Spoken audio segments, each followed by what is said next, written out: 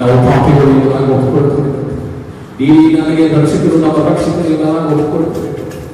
ಅಪರಾಧ ಸ್ವಾಮಿ, ನೀನು ನಮ್ಮ ರಕ್ಷಕರು, ನಮ್ಮ ಪಾಪದ ಬಿಡುಗಡೆಗೆ ನಾಯಕರು ನೀನು ನಾವು ಒಪ್ಪಿಕೊಳ್ತೇವೆ.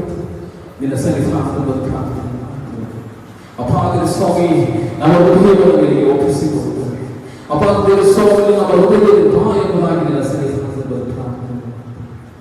ಅವರು ಕಳೆದುಕೊಂಡಿರ್ತಕ್ಕಂಥ ಶಾಂತಿ, ಕಳೆದುಕೊಂಡಿರ್ತಕ್ಕಂಥ ಸಮಾಧಾನವನ್ನು ತಿರುಗಿ ಅನುಗ್ರಹಿಸುವ ನಮ್ಮನ್ನು ಪ್ರೀತಿಸುವ ನೀನಾಗಿರ್ತದೆ. ಅವರ ಪ್ರೀತಿಯನ್ನು ನಿನ್ನ ಶಿಲ್ಪೆಯ ಮೇಲೆ ನೀನು ತುರು ಮಾಡಿ ಅಪ್ಪ ಸ್ವಾಮಿ, ಈ ಒಂದು ಸಮಯದಲ್ಲಿ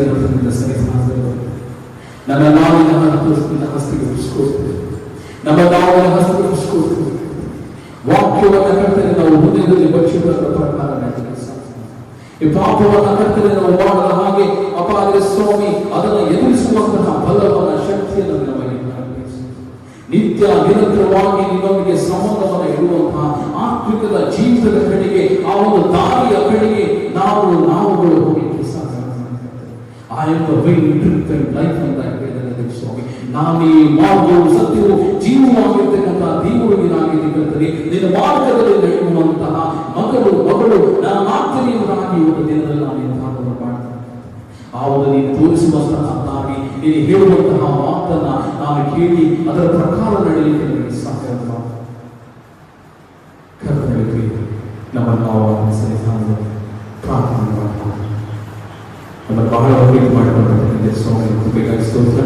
ಇನ್ನೊಂದು ಅಪಾರದ ಪ್ರೀತಿಗಾಗಿ ಹೋರಾಟ ಇದುವರೆಗೆ ವಾಕ್ಯದ ಮೂಲಕ ನಮಗೆ ಮಾತನಾಡಿದ ಅವರು ಬದಲು ಸ್ವಾಮಿ ಕೃಪೆ ಮಾಡುವ ಒಂದು ದಿವಸ ನಮ್ಮನ್ನು ನಡೆಸ್ತಾ, ನಮ್ಮನ್ನು ಬಲಪಡಿಸ್ತಾ ಕರ್ತನೆ ನೀನು ನಮ್ಮಲ್ಲಿ ನಿಂತುಕೊಂಡು ಪ್ರಾರ್ಥನೆ ಮಾಡ್ತೇವೆ.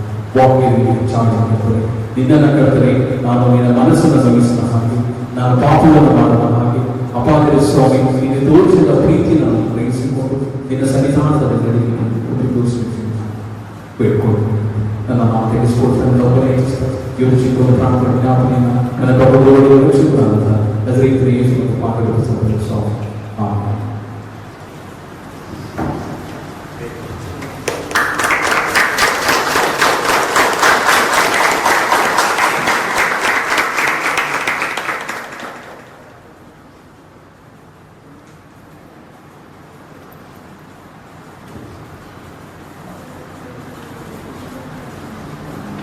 Thank you, Anna, for sharing God's word with such passion and clarity today. We were truly blessed by your enthusiasm, your energy, and those unique creative ideas that help us understand how Satan tempts us one step at a time. Your message also was powerful, eye-opening, practical, and so relevant to our lives. Thank you, Anna, for boldly speaking truth and encouraging us to stand firm in Christ. Let us all give a huge round of applause